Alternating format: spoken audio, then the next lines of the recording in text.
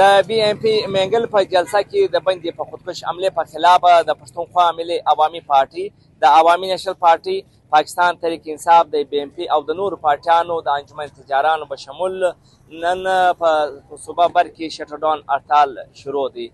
مختلف چې کوم لوی لارې دي هغه که کوټه چمن لارې که ژوب لارې که کراچي ته لارې او اسلام آباد پنجاب ته لارې د بلوچستان په بېلابېلو سیمو کې دي دا وخت احتجاج پیل شوی دی. لوی لارې بندې دي، شاپینګ مالز، مارکیټونه، دکانونه هم بند دي.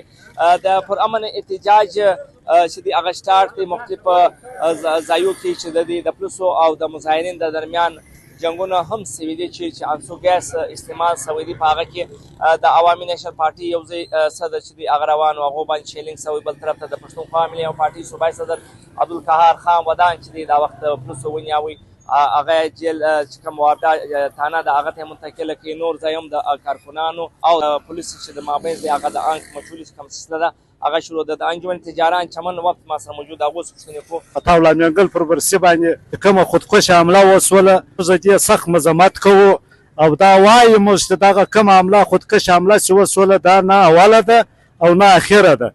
دغه رقم نورې حملې هم د سیاسي پارټیانو پر جلسو باندې سوي دي، پر مظاهرو باندې سوي دي. کومه حمله وسوله دا پر ګرد پښتانه باندې یو حمله ولسي دا وسوله د دې په سختو الفاظو موږ مذمت کوو.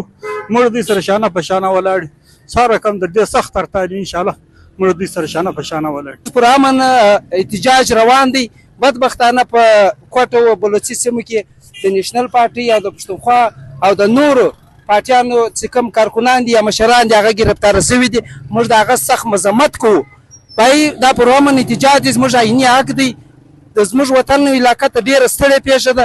موږ د حکومت بلوچستان څخه خواست کوو چې ورور د دې خلاف اکشن واخلي. کلکه ټکو د نن د کوچ د کمی واقعې چې پر جمهوریت هړتال پر جمهوریت احتجاج باندې چې کم پر اصغر خانه چې شیلینګ او کم د پښتونخوا ملي پارټي پر قیادت چې کم گرفتاری سوی د دې په کلکه ټکو اول موږ غندنه کوو او بلې خواته بیا راځو نور د ساره سوینې دای لګیایي او د خوشحالۍ خبره دا ده چې ټوله چمن ښایسته وګرځي د انجمن په کومک د ټولو پارټیانو ګرد خلکو په رضاکارانه طور په طبق للی کیمره به دې ګرځولي.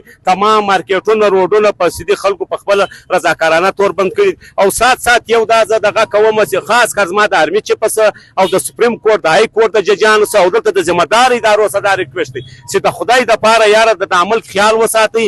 اوس یې پلا پر جمهوري جلسه عام کې د ماکا کوانګ په کار دی د دې پلټنه سوی وای، د دې تحقیقات سرکار کړی وای چې دردا ده چې څوک رالو دلته چې دا د ماکا کې څوک ملوث و څنګه وسوله. په کار دا دی چې دا عمر د دې خودکشه شاواني سټیډیم کې کومه د ماکا وسوه په دې کې در 15 زیات کسان چې بې ګناه انسانان په شهادت ورسېدو او در 15 زیات کسان زخمیان تمام هسپتالونو په دب د هغه موږ سخته غندنه کوو. ډېره مننه. دا و بشیر خان د سیول سوسایټي مشر.